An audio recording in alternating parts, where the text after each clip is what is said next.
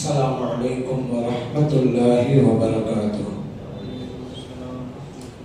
الحمد لله رب العالمين والصلاة والسلام على سيدنا محمد وعلى آله وصحبه أجمعين. وما توفيقي إلا بالله، لا حول ولا قوة إلا بالله العلي العظيم. سبحانك لا علم لنا إلا ما علمتنا إنك أنت العليم الحكيم. கண்ணியத்திற்குரிய பெரியோர்களே, அன்பார்ந்த சகோதரர்களே, இஸ்லாமிய மார்க்கம் ஒவ்வொன்றுக்கும் ஒரு ஒழுங்குமுறையை கற்றுத் தருவது போல ஆடைக்கும் ஒரு வரைமுறையை சொல்லித் தருகிறது. ஆடை என்று வருகின்ற போது அது சம்பந்தமான வசனங்களும் உண்டு, ஹதீசுகளும் உண்டு.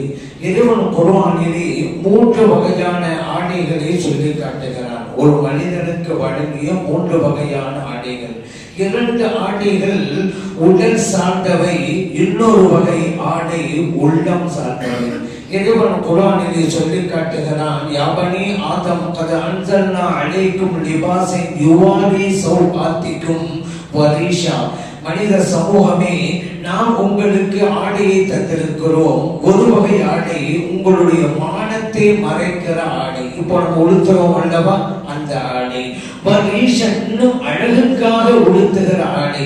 சாதாரணமாக உடை அணிந்தால் கூட மானத்தை மறைத்து விட முடியும்.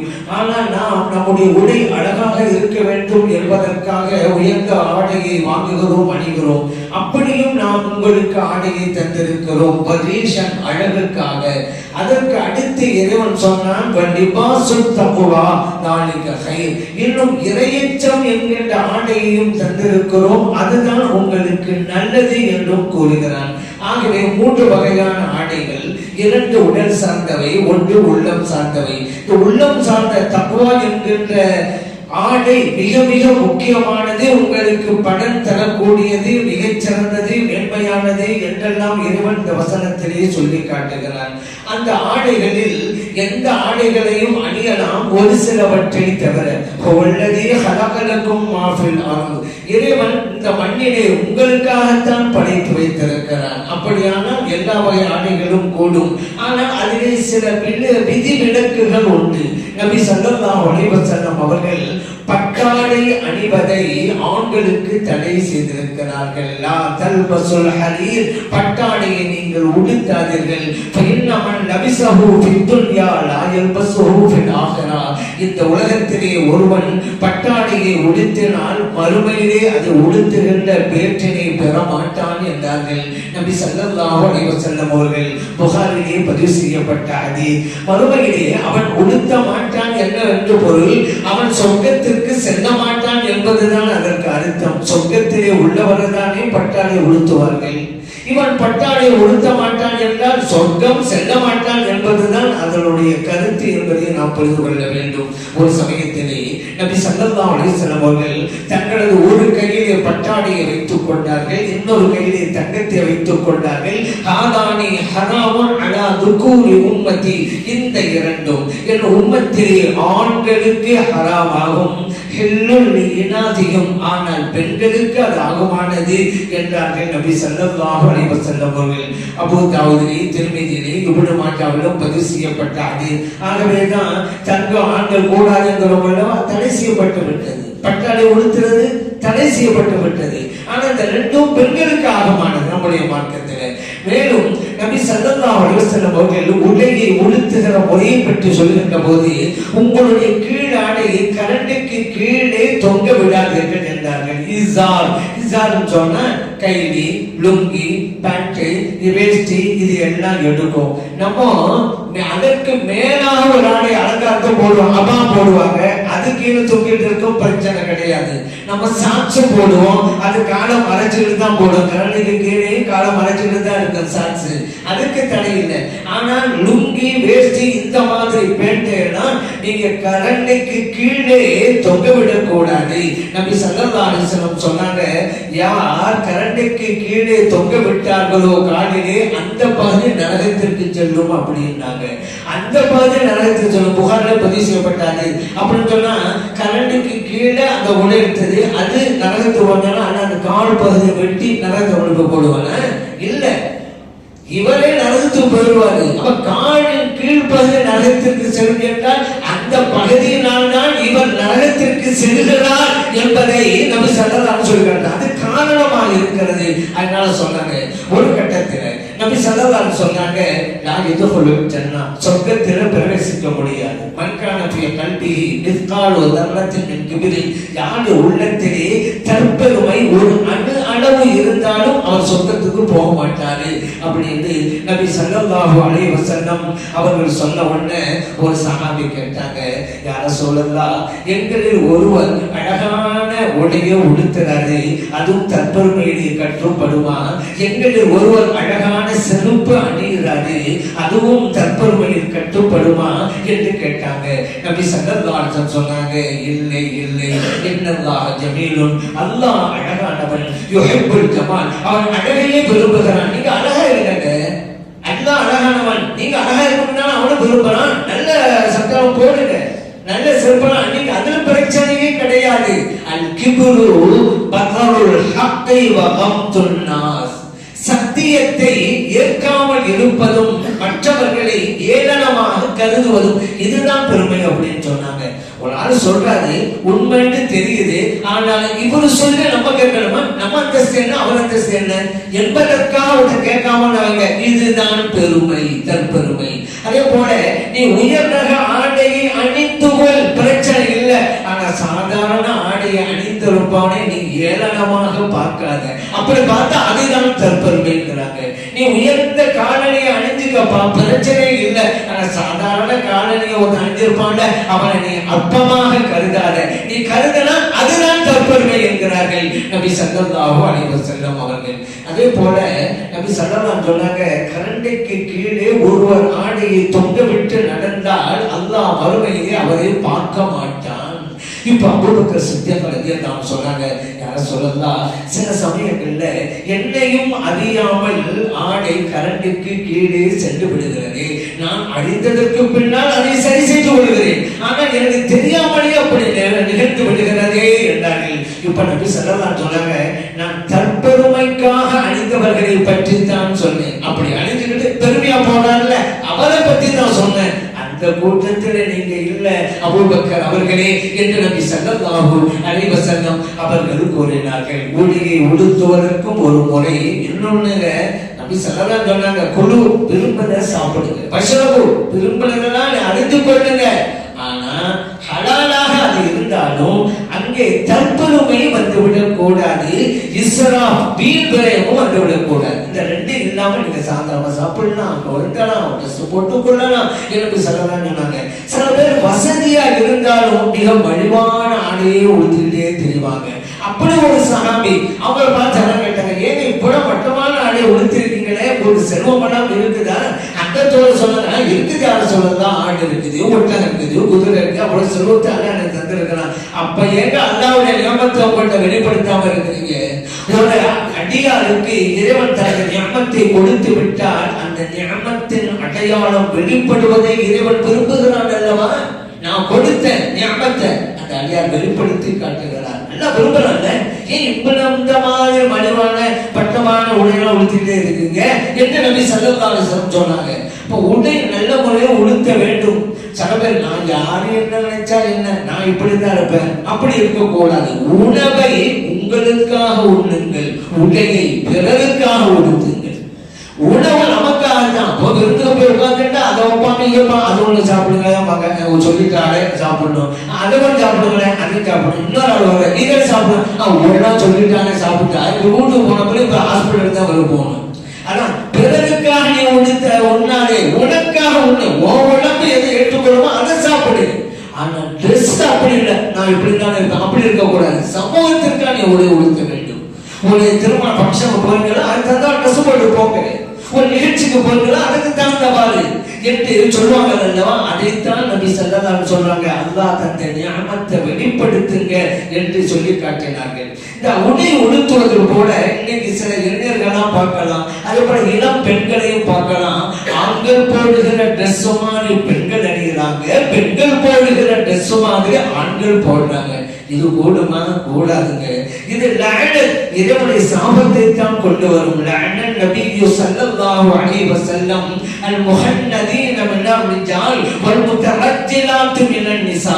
ஆண்களை போன்று வேடமிடுகிற பெண்களையும் பெண்களை போன்று வேடமிடுகிற ஆண்களையும் இறை தூதர் ஸல்லல்லாஹு அலைஹி வஸல்லம் அவர்கள் சபித்தார்கள்.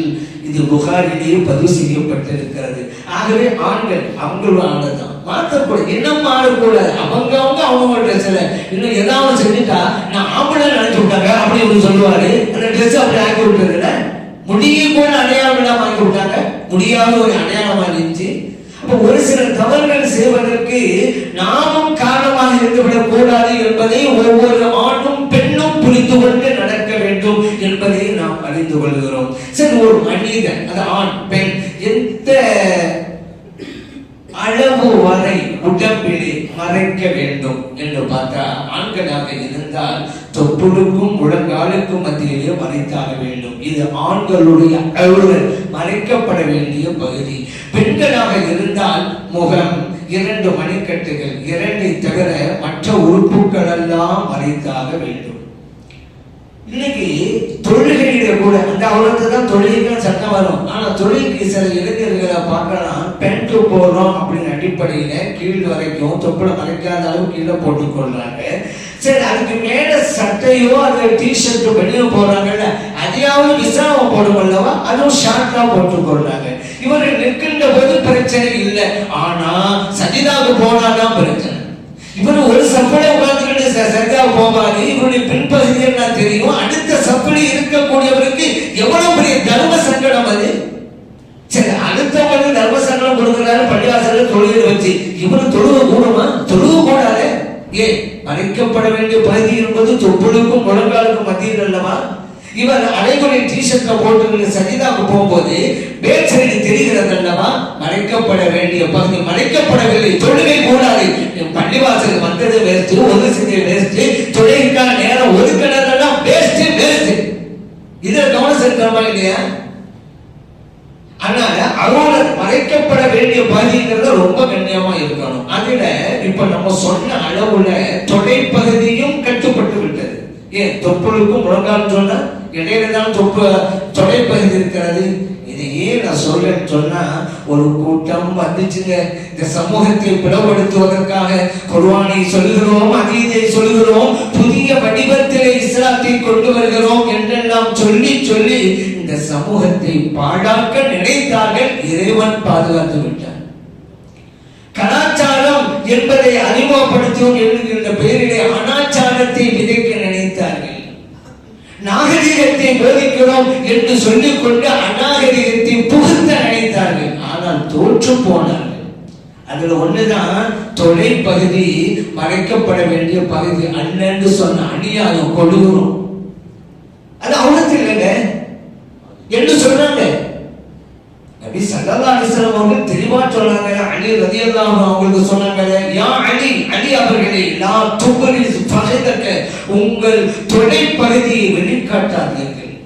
வலா தன்வர் இலா ஃபஹதி ஹய்யின் வலா மையித்தின், உயிரானவருடைய தொடை பகுதியையும் நீங்கள் பார்க்க கூடாது, இறந்து போன மையத்தினுடைய தொடை பகுதியையும் பார்க்க கூடாது. அபூ தாவூதிலே பதிவு செய்யப்பட்ட ஹதீஸ்.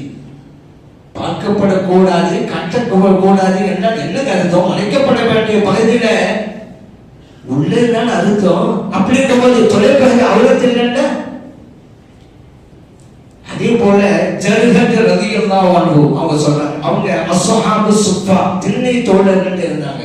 திண்ணை தோழர்கள் ஒருவர் தான் ஜர்ஹத் ரலியல்லாஹு அன்ஹு. அவங்க சொல்றாங்க, நபி ஸல்லல்லாஹு அலைஹி வஸல்லம் அவர்கள் ஒரு சமயத்திலே எங்களிடம் அமர்ந்திருந்தார்கள். அந்த நேரத்திலே என்னுடைய தொடை பகுதி கொஞ்சம் விலகியது. நபி ஸல்லல்லாஹு அலைஹி வஸல்லம் அவர்கள் என்னிடம் சொன்னார்கள், அம்மா அனித்த, உங்களுக்கு தெரியாதா, அன்னல் ஃபஹத அவுரத்துன், தொடை பகுதியும் மறைக்கப்பட வேண்டிய பகுதி என்பது உங்களுக்கு தெரியாதா என்று கேட்டார்கள். அபூ தாவூதில் பதிவு செய்யப்பட்ட ஹதீஸ். நான் ஏன் சொல்றேன்னு சொன்னா, இந்த சமூகத்துல மறுமலர்ச்சியை தோற்றுவிக்க போகிறோம் என்கின்ற அநாகரிகத்தையும் அனாச்சாரத்தை விதைக்க நினைத்தார்கள். நீங்களே யோசிக்க, தொலைப்பதி நாட்டுக்கு தெரியலாமா? நம்ம மார்க்கம் சொல்லுமா? நம்ம மார்க்கம் ஒரு உயர்ந்த மார்க்கம், சிறந்த மார்க்கம், உலகத்தில் உள்ள அறிஞர்கள் எல்லாம் புகழ்ந்து தள்ளுகிறார்கள் அற்புதமான மார்க்கம் என்று. அந்த இஸ்லாம் மார்க்கம் தொலைப்பகுதியை காட்டுன்னு சொல்லுமா? மறைக்க வேண்டிய அவசியம் இல்லைன்னு சொல்லுமா? சாதாரண சிந்தித்தாலே போதுமே. நாம் எச்சரிக்கையாக இருக்க வேண்டும். அதற்காக சொல்லுகிறேன், ஆடை அணிவதிலும் நபி ஸல்லல்லாஹு அலைஹி வஸல்லம் அவர்கள் ஒழுங்குமுறையை சொல்லி தந்தார்கள். ஸல்லல்லாஹு அலைஹி வஸல்லம் அவர்கள் எப்பொழுது உடை அணிந்தாலும் கமீஸ் சட்டையை அணிவார்கள், வலது புறத்தை தான் தொடங்குவார்கள். ஃபர்ஸ்ட் வலது, அப்புறம் இடது உடை உடுத்துவதில். அதே போல நபி ஸல்லல்லாஹு அலைஹி வஸல்லம் அவர்கள் ஒரு துஆவை கற்றுத் தருகிறார்கள். நீங்கள் உடை உடுத்தும் போது ஒரு துஆவை சொல்லுங்க. அல்ஹம்துலில்லாஹில்லதி கஸானி ஹாதா, இந்த உடையை எனக்கு அணிவித்தானே அந்த அல்லாஹ்வுக்கு அனைத்து புகழும். இது அரபியில் தெரியாது, அதுல தமிழ்ல சொல்லுங்க. இந்த ஆடையை அல்லாஹ் தான் தந்தான், அவனை எனக்கு உடுத்தி விடுறான், அவனுக்கு எல்லா புகழும். இபாதத்து அரபியில தான் சொல்லணும்னு சத்தம் இல்லையே. சரி, அரபியில மனப்பாடம் பண்ண வச்சு சில பேர் மசூத்துவாங்க, புஸ்தகம் மனப்பாடம் பண்ண வச்சுட்டு ஓதுவாங்க. ஆனா ஓதும் போது சிந்தனை வேறு பக்கம் இருக்கு. எழுதின கிளிப்புள்ள பாடமா? அதை நீங்க அரபியில சிந்தனையே இல்லாம அரபியில சொல்றதை விட நீங்க சிந்தனையோடு தமிழ்ல சொல்லுங்க. இறைவன் உகந்து போவான், மகிழ்ந்து போவான்.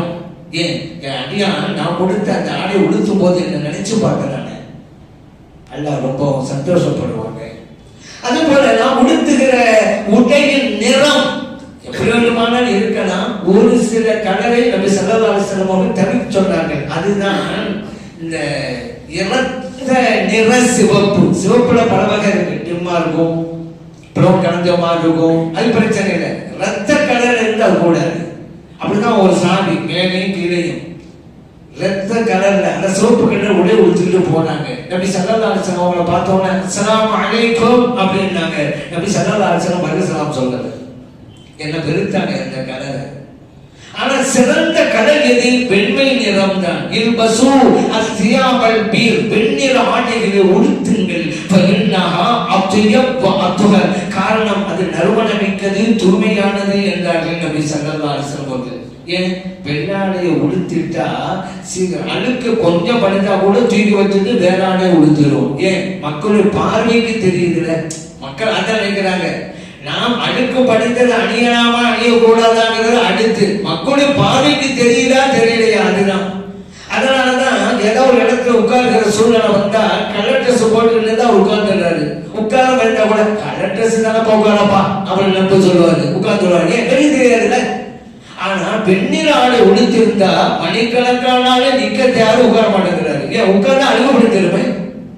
அப்ப வெண்ணிற ஆடை உடுத்தி இருந்தால் அவர் தூய்மையாக இருப்பதற்கு வழிவகுக்கிறது.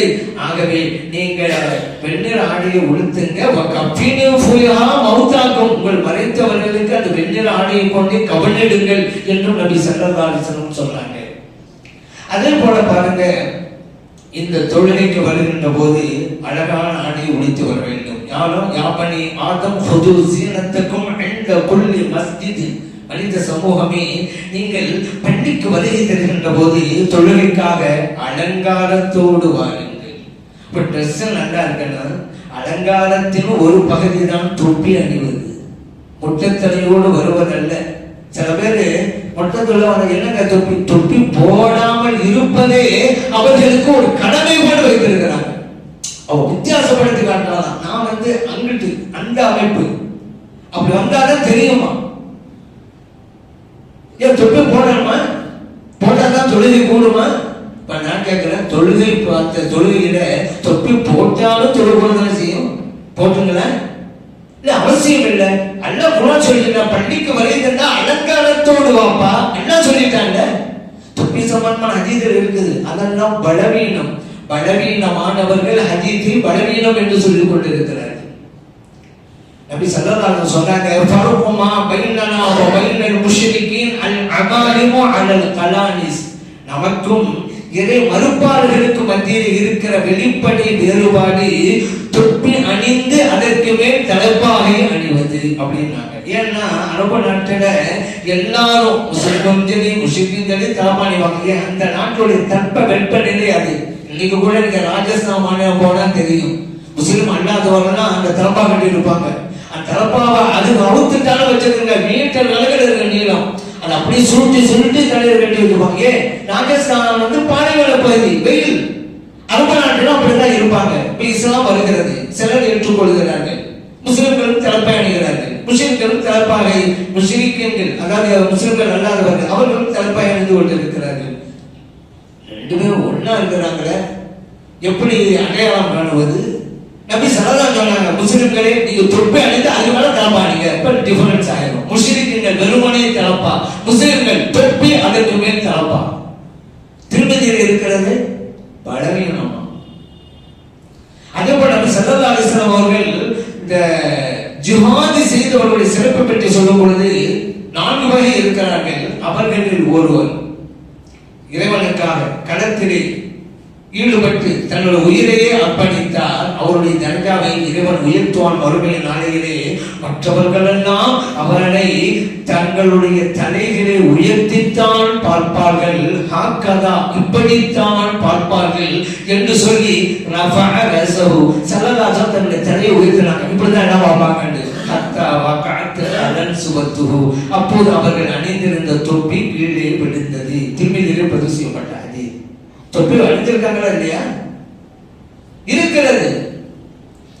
அதனால பலவீனமாக சொல்ல எல்லாம் சொல்லிட்டாங்க, அது முடிஞ்சு போச்சு. அலங்காரத்தோட வாங்க, தொப்பி அலங்காரத்தில் ஒன்று, அது சந்தேகம் இருக்க. சரி, நபி ஸல்லல்லாஹு அலைஹி வஸல்லம் அவர்கள் ஜுப்பா அணிந்திருக்கிறார்கள். முஸ்லிம்களில் பதிவு செய்யப்பட்ட ஹதீஸ் புகாரியிலும் இருக்கிறது. அதனாலதான் அஸ்மா ரலியல்லாஹு அன்ஹா அவங்க ஸல்லல்லாஹு அலைஹி வஸல்லம் அவர்கள் அணிந்திருந்த ஜுப்பாவை வச்சிருந்தாங்க. யாராவது ஒருவருக்கு நோய் என்றால் அவர்களிடம் தண்ணீர் கொண்டு வரப்படும். தண்ணீரிலே அந்த ஜுப்பாவை கலந்து கொடுப்போம், அதன் மூலம் ஷிஃபா கிட்டும். அஸ்மா ரலியல்லாஹு அன்ஹா சொல்றாங்க. முஸ்லிம்களே பதிவு செய்யப்பட்ட ஹதீஸ். இப்ப ஸல்லல்லாஹு அலைஹி ஜுப்பா அணிஞ்சிருக்காங்கன்னு தெரியுது. அதே போல கமீஸை விரும்பி இருக்கிறாங்க. நபி ஸல்லல்லாஹு அலைஹி வஸல்லம் அவர்கள் அணிந்த ஆடைகளில் கமீஸ் மிக விருப்பத்துக்குரியதாக இருந்தது. சரி, ஜுப்பா கமீஸ் சொல்லிட்டோமா?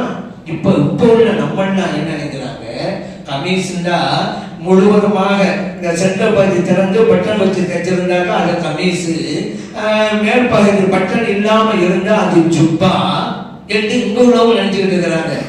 கிடையாதுங்க. இங்க நம்ம ஜுப்பா ஜுப்பான்னு சொல்றதெல்லாம் வடநாட்டு ஜுப்பா, நேரு போட்ட அந்த ஜுப்பா.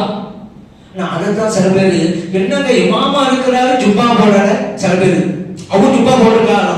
அது ஜுப்பாவே கிடையாது, வடநாட்டு ஜுப்பா. அது ஷரியத்து ஜுப்பா ஆகிவிட்டாங்க. நபி ஸல்லல்லாஹு அலைஹி வஸல்லம் அவர்கள் போட்ட ஜுப்பா தெரியுமா? பழமையாக அணிகிற ஆடைகளை அணிந்து அதற்கு மேலாக அலங்காரத்துக்காக அணிவது, அதுதான் ஜுப்பா. வேணுமானா அரபி டிக்ஷனரி எடுத்து ஜுப்பாங்கிற வார்த்தை எடுத்து என்ன படம் போட்டிருக்காங்கன்னு போய் பாருங்க.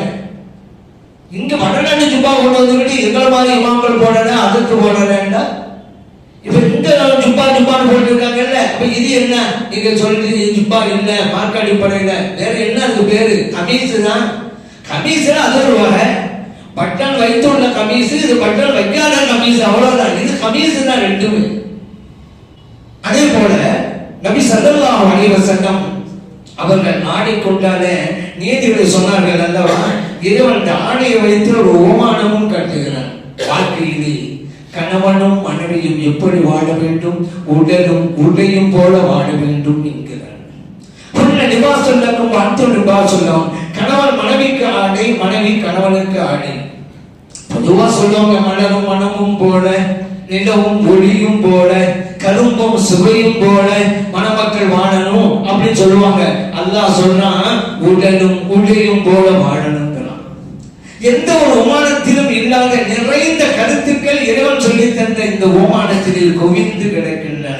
ஒன்று, மனிதன் ஆடையோடு சேர்ந்துதான் காணப்படுவான், ஆடையை விட்டும் அவன் பிரிந்திருக்க மாட்டான். அதுபோன்றுதான் கணவனும் மனைவியும் சேர்ந்து வாழ வேண்டும், பிரிந்து விடக்கூடாது.